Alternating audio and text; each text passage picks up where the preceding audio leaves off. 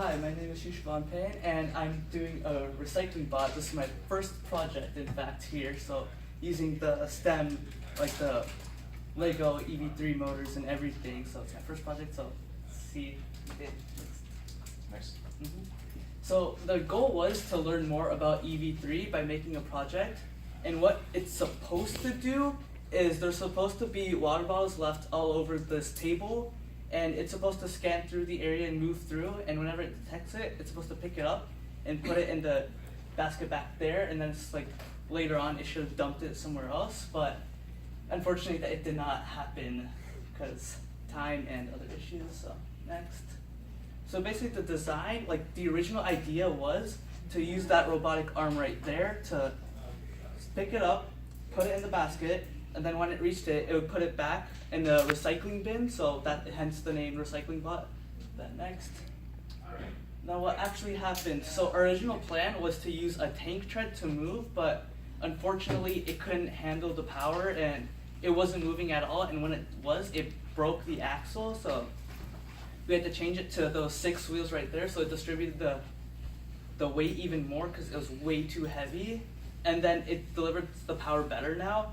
And then what also happened with the arm was the original arm design we used, it was like this, and it wasn't really working to pick up the water bottle, so we changed it to make it look like that so it's easier to pick up the water bottle. And we also lengthened the claw so it can actually go wrap around the water bottle, and because then if it didn't, it would pick it up.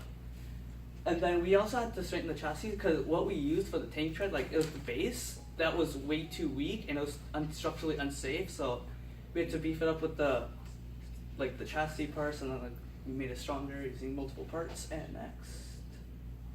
And then so programming, we had to program the arm, which is the biggest part, and it's still not done yet, but it's pretty close. So what we had to do was so it would like lift it up, move to the front, go down, open its claw, pick up the water bottle, go up, move it back, and put it in the basket right there. And it was really difficult because the measurements, I still had to get used to it, and like the distance and everything. It was super complicated. Still kind of goes off because it's going a bit too far. And next. And so testing, we did it so many times. It was just test it, change the numbers, power, shoot, it's going way too fast. So it's just messing things up. So we had to slow it down a bit. Some places it was going way too slow and wasn't even moving, so we had to speed that up. Sometimes it went too far, and we had to just go through and through a lot of times. And next. And so what the original plan was, we were going to use that, but unfortunately, as you can tell, those 3 weren't enough to like support the whole arm, which just turned out to be heavier than we thought.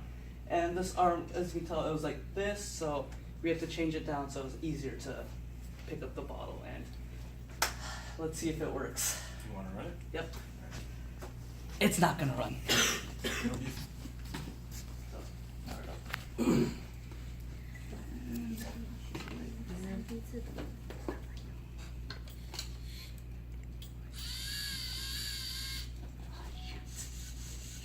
Closer.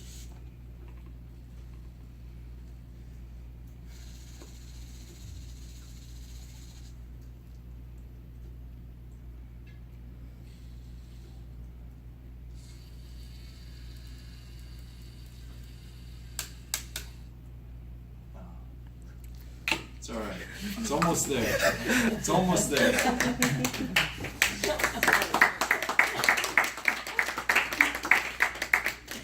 Do you have any final words? Thank you, David, for helping me so much. It's to give you credit for your first time using EV3. It was actually as simple as it seems as a challenge. It's really difficult because he had to go through the first 5 to 6 weeks learning how to actually program and build things, and then he after that went into building his own design it himself, make all the changes he talked about because the structure was a huge issue. He had to redesign all of that. The little components that you see in there, even though it's a small robot, had to change a lot of it itself. Yeah. You said that this was your first time ever working with EV3s. Yes, it was. Yes. How do you feel now? How do you It's feel pain. learning all this? It's a pain, but I'm learning. Slowly, but getting better. Perseverance, let's go. Any questions? I think the last biggest question is what would you change? What would you do differently in your process to make sure that this actually went smoother, that you would finish on time, that the challenge would be complete? So I'd like plan it differently last time because like previously I just like because I didn't know enough about EV3, so I was like, okay, I'll just search up like other projects and then see how I can combine them together. So probably like design it myself and like make sure everything works and think it through a bit more, so we wouldn't have problems like, oh, the chassis is too weak or it's not powering it. So I would say like days. I think Tree had a question. What? Oh yeah. How did you detect the models? Oh, it was supposed to do it using this ultrasonic sensor right here, but fortunately time did not allow us to program that. Oh, okay. Right. That's still really good. Give him a round of applause, guys.